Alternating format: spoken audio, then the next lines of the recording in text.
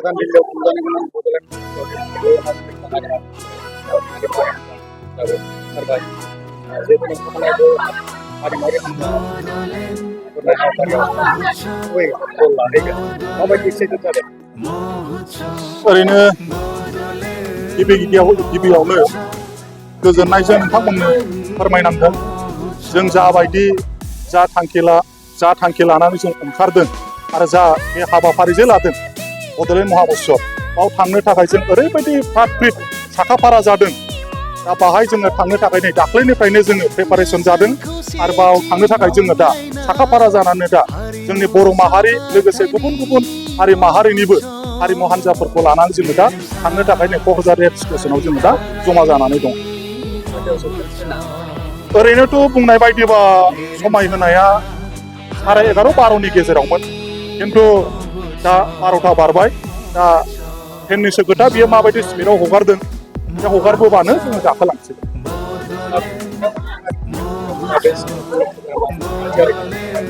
दा बाहाय जोङो गासै जोंनाव बर' हिसाबै जोङो लादों बाहाय 125 जन जोंनाव मोसाखावरि दामगिरिफोर दङ। बेनिफ्राय बाहाय गुबुन गुबुन हारि माहारिनि गासै 98 बाहाय मोसागिरि दामगिरिफोर दङ। टटेल बाहाय आरोबाव जोंनाव 250-300 बाहाय जों दैदेनग्रा दामग्रा देग्रा बेखौ लानानै जोङो 300 जनसो दङ टटेल हारिमु हान्जाया। ओरैनो जोङो बाहाय प्रिपारेसना जोङो दा गुबैयै लादों 15 थारिखआव जोङो स्पेसियेलि बाहाय जोङो 3 आइटेमखौ लादों। फार्स्टआव जाबाय जोंहा बरायनाय मोनसे आयदा दङ, बेखौ जों दावस्रि देलायजों बरायगोन। बेखौ लिमिटेड मोसागिरिफ्रा मोसागोन आरो बेनि उनाव जोङो बागुरुम्बा ओमफ्राय हाल थुंग्रि बेजोंहाय जोङो नरेन्द्र मदिखौ जोङो बरायगोन।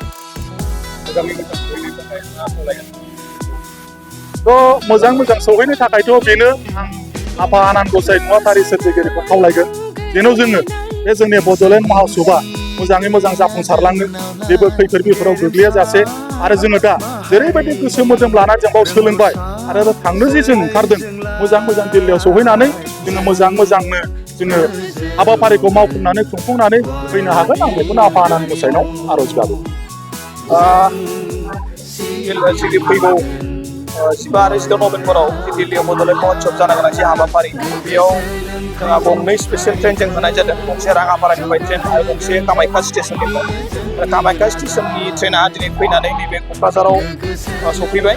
दा बे ट्रेनाव फ्राय 2000नि खाथियाव बेयाव मानसि दङ आरो गंसे ट्रेनावबो 2000नि खाथियाव, गंनै ट्रेनजों फ्राय 4000नि खाथियाव मानसिफोरा गाखोदों। दा बेयाव आं दावबायारि बिथांमोनखौ बाहागो लागिरि बिथांमोनखौ खावलायगोन आरो बिथांमोनखौ आङो मैयाबो बुंदों दि जोंहा बेयाव नांगौ रोखोमै जोङो रेल दाबाखौ जों मोननाय जायाखिसै, जों एसे खम मोनदों। बेखायनो सिटआ एसे खम जादों। बेखायनो खम जादोंबाबो अननानै गावजों गाव गोरोबलायनानै जाहाथे दिल्लीसिम सहैयो, जिथु थांखिया बयनाबो हाबाफारियाव बाहागो लाहैनाय।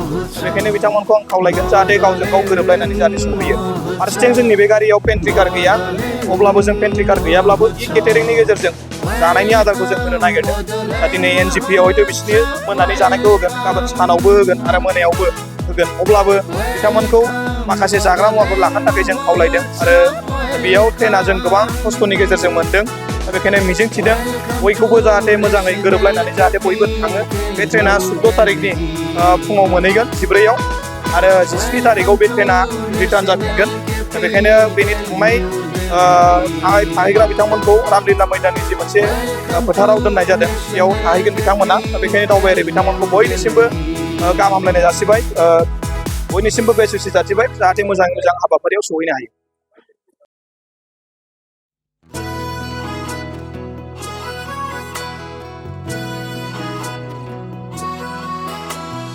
Bodoland Mohotsovआव, Bodoland Mohotsovआव, Bodoland Mohotsovआव, Bodoland Mohotsovआव।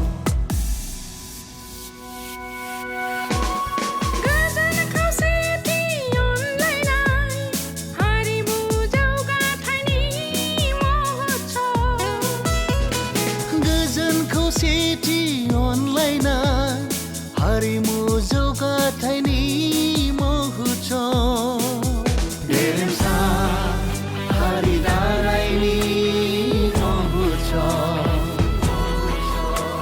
गेरेमसा हारि दानायनि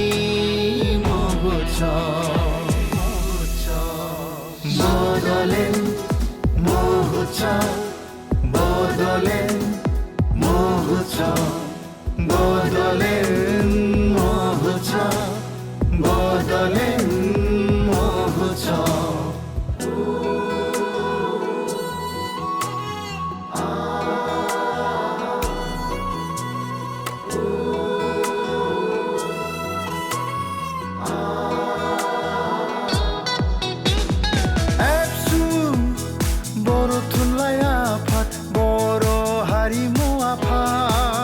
हारिखौ जौगाहोगोन जों बेयो जोंनि रादाय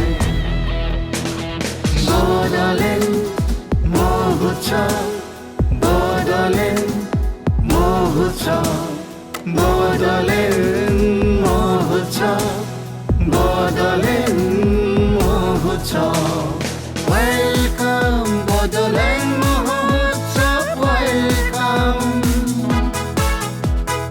Welcome, Bodoland Mohotsov, welcome. Welcome to National Capital, New Delhi.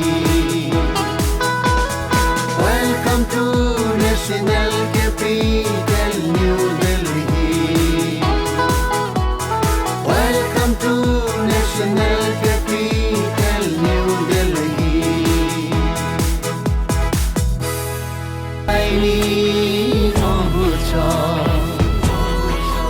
गेरेमसा हारि दानायनि Bodoland Mohotsov